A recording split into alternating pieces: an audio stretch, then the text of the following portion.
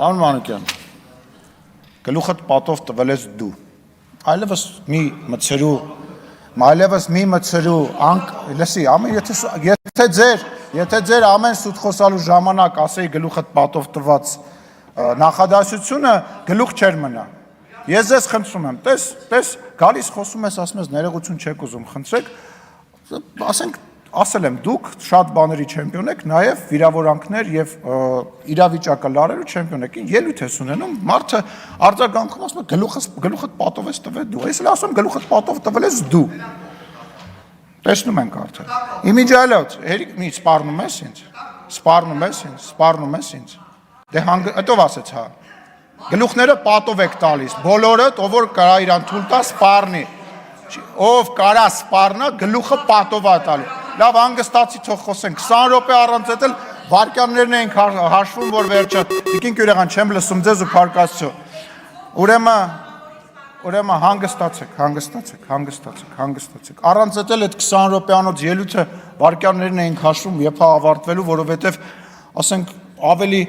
հեռուստատեսության և ռադիոյի մասին ենք խոսում, այտենց ելույթներով այտենց ծրագրեր ես անում, ոչ մեկ չի նայում, ոչ մեկ չի կարողանում գովազ ծախի դնի այդ ծրագրերի մեջ, որտեղ ոչ մեկ չի նայելու, կարամ տրուսիկով չի, բայց կարամ նկարը ուղարկեմ նայես տեսնես, որ մի գնա է, ուր ես գնում, բայց ես նորմալ փող եմ աշխատել, ձերպես փող չեմ աշխատել, արին ես տե մի գնա, վախեցար, հետ արի, եղբայր, հետ արի, հետ եկեք, 20 րոպե կյանքները կերար բոլորիս, խնդրում եմ նստի լսի, խնդրում եմ նստի լսի էլի, կլսես չէ հետո, շնորհակալ եմ, եղավ, շարունակեմ, այդ 20 րոպեանոց ելույթը մի քանի բան կար, որ մեջը տպավորվեց, այդ մեկը, որ վիրավորանք հնչեցրեցիր, մյուսը էտեն էր, որ մեկ էլ պահիտակ ասում էր պատկերացրեք ու նկարագրում էր այն իրավիճակը, երբ որ կար առաջին հանրապետության ժամանակ, փորձելով դրանով արդարացնել կամ ինչ-որ ձևով նկարագրել այն իրավիճակը, որը որ բերեց նրան, որ առաջին հանրապետությունը վերացավ։ Հիմա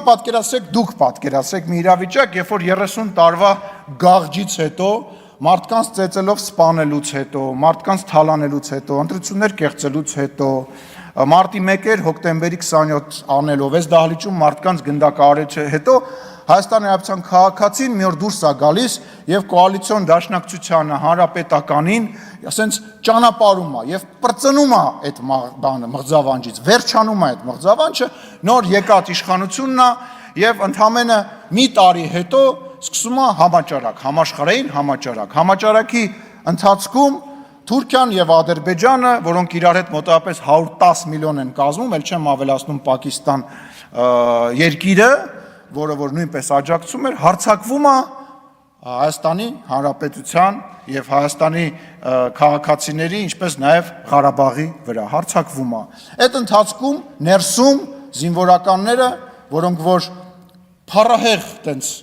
գովաբանված էին վերջին 30 տարվա ընթացքում, սկսում են սուտ տեղեկություններ պատմել ռազմաճակատում տեղի ունեցած իրավիճակի ժամանակ։ 5 տարբեր տեղեկություն են հայտնում, մեկը մի բան ասում, մյուսը մի բան ասում։ Այս նոր իշխանությունը բնական է տենց ընտրված, առաջին անգամ ընտրված իշխանությունը փորձում է ինչ-որ ձևով իրավիճակը փրկի, որովհետև դե պարզ է ինչի համար փորձում է փրկի, այդ ընթացքում ներսում, պետության ներսում գործի է դրվում 5-րդ շարասյունը։ Ազգային եւ բանը տենց հայրենասիրական լոզունգների տակ ներսից սկսում են պետությունը քանդել եւ փորձում են այնպիսի իրավիճակ ստեղծեն, որ պետականությունը որպես այդպեսին վերանա, որպեսի մի, չգիտեմ, զինվորական խումբ, զավթի իշխանությունը եւ Հայաստանի Հանրապետությունը ունենա այն ճակատագիրը ինչ ունեցավ 1920 թվականին, օրինակ։ Տենց իրավիճակում։ Դրանից հետո Փառք Աստծո Հայաստանի Հանրապետության իմաստուն ժողովուրդը, չնայելով այն բանին, որ աչ ու ձախ բոլորին ասում էին դավաճան, որ 4000 զոհը վերածում էին 5000-ի, մեկ-մեկ 7000-ի, բոլորին մեղադրում էին այն բանի մեջ, որ իշխանությանը մեղադրում էին այն բանի մեջ, որ այդ զոհերը իրանց հետ է կապված եւ իրենց մեղավորությունը, այնուամենայնիվ Հայաստանի Հանրապետության քաղաքացին գնում է ասում է, չէ եղբայր, ես շատ լավ գիտեմ ում պատճառով է եղել այս պատերազմը։ Ես շատ լավ գիտեմ ինչի հետևանքով ա եղել այս պատերազմը եւ նորից քվեարկում է գործող իշխանության համար։ Այդտեղ բոլոր պլանները քանդվում են։ Հետո նորից գործի ադրվում պլան B-ն, դա Հայաստանի Հանրապետությանը ներքաշել պատերազմի մեջ, որպեսզի պատերազմը արդեն բերել Հայաստանի Հանրապետության տարածք, բերել խաղաղապահնել, այդ բանի ֆոնի վրա փոխել Հայաստանի Հանրապետությունում իշխանություն եւ իշխանության բերել մարիոնետային մի իշխանություն, որը որ անցյալի պես կպարի ուրիշի դուդուկի տակ։ Եվ փառք Աստծո դա նույնպես չի ստացվում։ Հիմա ինչա կատարվում։ Հիմա կատարվում է հետեւյալը, այդ 5-րդ շարասյունը շարունակում է գործել, այն գործում է նաև ազգային ժողովում, այն փարոսիկների պես համահունչ աշխատում է հակառակորդի հետ, մեկ-մեկ ռուսերեն լեզվով, ինչպես նաև օրինակ ես ենթադրում եմ, որ ինչ-որ դրվագներ, որը որ քիչ առաջ հնչում էր, ռուսերեն լեզվով է եկել այդ դրվագները եւ թարգմանվել եւ գեղեցիկ հայերենով փորձ է արվել ներկայացվել, դրա համար գիտեք ինչ տեքստը պետք է ինչ-որ ձևով բռնի մարդուն, դրա համար երբ որ լավ չես թարգմանում այդ տեքստը, ասենք Google Translate-ով ես թարգմանում կամ լավ չես տիրապետում, այսինքն մի հատ այդ 20 րոպեանոց անիմաստ տեքստերից է ստացվում, որը որևիցե բանի չի բերում։ Իսկ դուք իշխանություն չեք ուզում վերցնեք, ընդդիմությունը չի ուզում իշխանություն վերցնի, եւ դրա ապացույցները շատ են։ Ենթադրենք, եթե ուզում եք իշխանություն վերցնեիք, ինչ էր պետք Վազգեն Մանուկյանին բերել։ Երբ որ մեզ ասում եք աթոռից կարճած, բայց եթե այդ աթոռը տենց լավն է, 2020 թվականի ավարտին այդ աթոռը տենց լավն էր, ինչի ոչ մեկ չհամարձակվեց այդ աթոռը վերցնի։ Վազգեն Մանուկյանին բերեցիք։ Որովհետև այդ իշխանությունը դուք չէիք ուզում վերցնեիք 2020 թվականից հետո իշխանությունը փողոցում գցած էր։ Դուք չվերցրեցիք այդ իշխանությունը, որովհետև պետք չէր, պատասխանատվություն էր։ Հետո էլ չուզեցաք վերցնեք, որ դրա համար բերեցիք Կանադայի քաղաքացուն, որպեսզի իշխանություն չվերցնեք։ Դուք չեք ուզում իշխանություն վերցնեք, առնվազն միջև այս պահը դուք չէիք կարողանում ու չէիք ուզում վերցնեք, որովհետև պատասխանատվություն է, բայց հետո ինչ եք անելու։ Կանգնելու եք ասեք նախկիններն են մեղավոր, մենք մարդիկ չեն հավատալու, որ մենք ենք մեղավոր, որովհետև մասնակից են եղել այդ ամեն ինչին եւ քվեարկել են։ Դուք իշխանություն չեք ուզում վերցնեք նաեւ հիմա։ Չեք ուզում։ Ձեր նպատակը հաջորդ ազգային ժողովում հայտնվելն է։ Այդ ելույթները, որ գալիս եք 4 տարի, 5 տարի այդ նույն բանը ասում եք։ Ինձ ձեզ թվում է, բացի ձեր կողքի շրջապատում հավաքվածները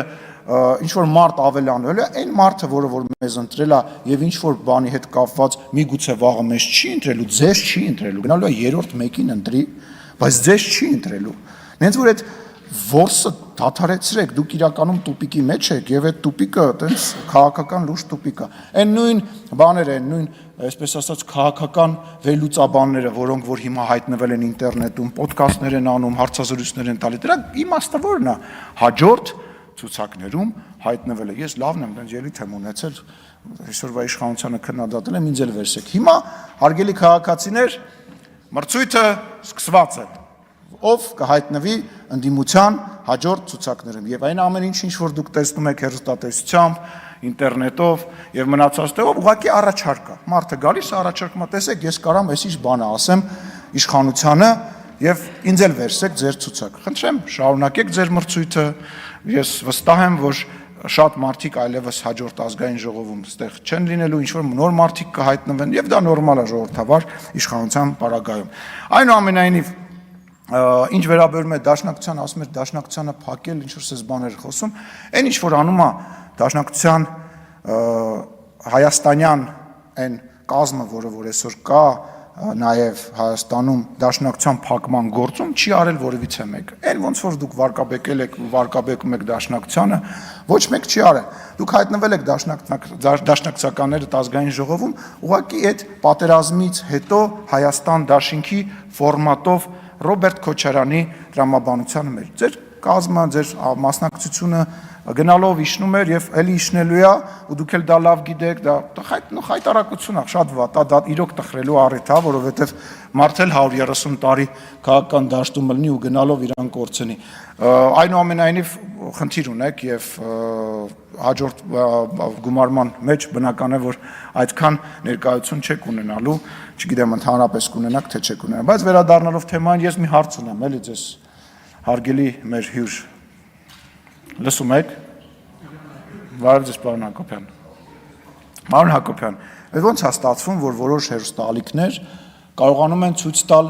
նորագույն ֆիլմեր, այսինքն ես գիտեմ ոնց է ստացվում, բայց դրա դեմը պետք է առնել։ Տեսեք, արդարությունից եւ օրենքից խոսացող մեր լրատվամիջոցների, այսպես ասած, սեփականատեր լրատվամիջոցները ինչ են անում։ Վերցնում են